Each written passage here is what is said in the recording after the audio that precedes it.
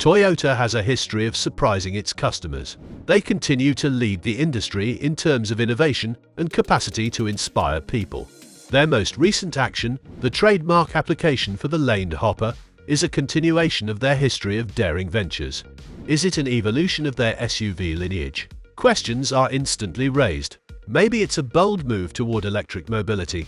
Or is Toyota making an unplanned, unanticipated new leap?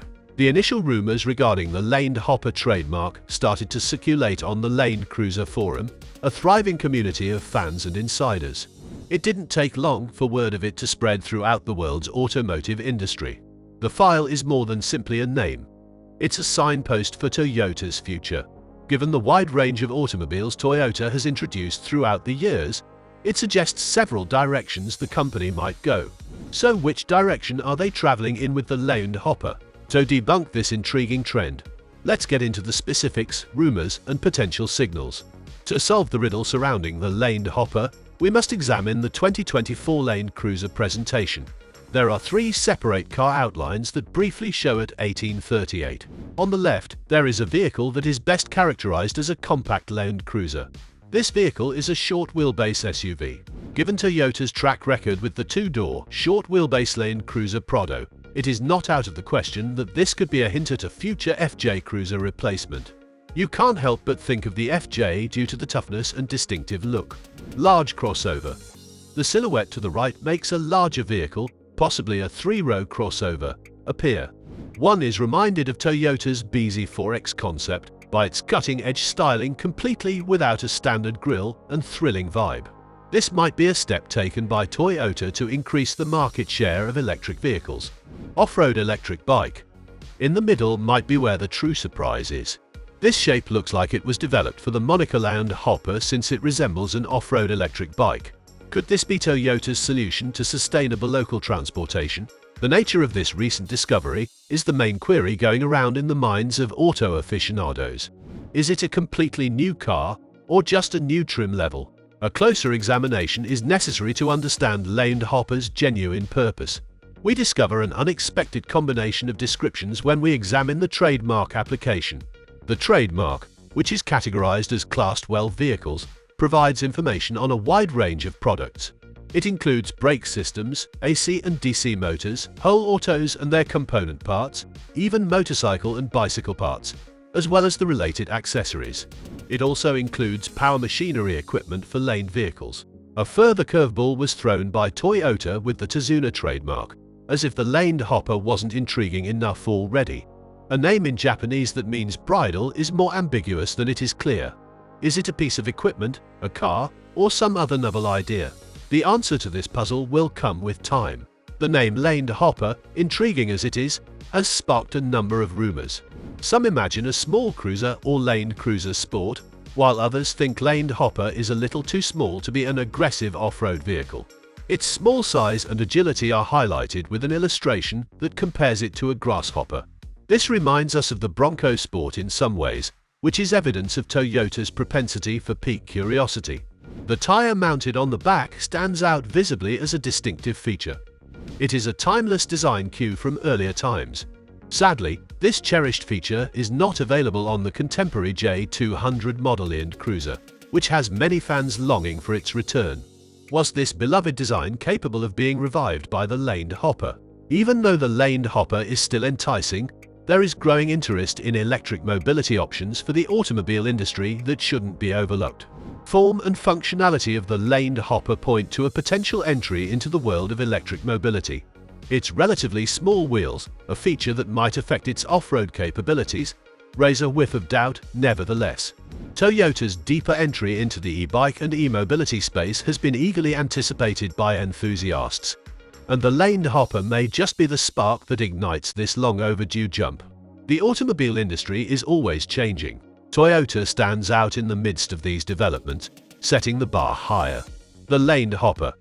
Whether a tough SUV, an environmentally aware electric crossover, or an off-road e-bike, the laned hopper is poised to appeal to Toyota enthusiasts and a larger audience who value sustainability, innovation, and adventure. Effectively laying the groundwork for tremendous rumors and anticipation is the laned hopper. Despite being cloaked in obscurity, Toyota's signature maneuver raises a number of potential outcomes.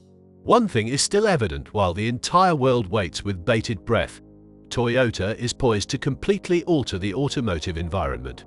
It's possible that the laned hopper will usher in a new era of mobility. While waiting for the laned hopper, we will take a closer look at the three-laned cruisers Toyota is selling now. Toyota does indeed sell 3 different laned cruisers. Also, they have separate bodies and are not built on the same platform. Each one of them is distinct. The first laned cruiser vehicle is the 300 series, an opulent wagon that is offered in almost every nation outside the United States. The 300 series has grown to be quite pricey, big, and opulent. As a result, it has drawn flack for deviating too much from the laned cruiser nameplate's intended course. Of course, this is accurate. The laned cruiser was never intended to be an urban school bus, and never should be. The completely new J250 is the second laned cruiser. After a 3-year hiatus, the laned cruiser nameplate is now officially back in use in America. It carries the laned cruiser Prado nameplate and is referred to as the smaller sibling of the huge 300 series in the rest of the world. Toyota has worked hard to return the model to its origins with the J250. It is much easier and inexpensive now. Additionally, its style is reminiscent of far older land cruiser vehicles like the 60 series and the 40 series. Of course, Toyota has also given it a ton of off-road equipment to make sure it lives up to the famed land cruiser lineage. The 70 series is the last vehicle. The 70 series, which was updated for 2024 and is exclusively available in a few countries, is a completely traditional off-road vehicle designed to successfully traverse even the most difficult terrain. But why in the world is a design from 1983 still in use in 2023? There are a lot of explanations for this, though. Living in a big metropolis can give the idea that food and supplies are readily available everywhere on Earth. Of course, this isn't the case. For instance, in some regions of Africa, getting assistance or supplies requires people to trek for days on incredibly difficult roads. This is a perfect illustration of one of the central missions of the 1970s. No matter the terrain, the 70 is in charge of getting people in these locations to where they need to go. It's not unusual to see a 70 series troop carrier, a particular model of the 70 with a lot of seating in the back, loaded with people driving through the African desert. Likewise, because there are often no facilities for maintaining them, these cars are frequently not maintained.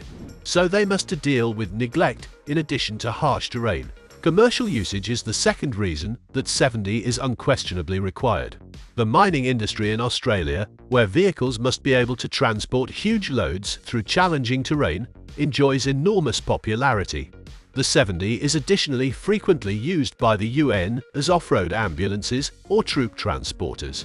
As a result, as you can see, there will be problems for the individuals who depend on the 70 if it ceases producing.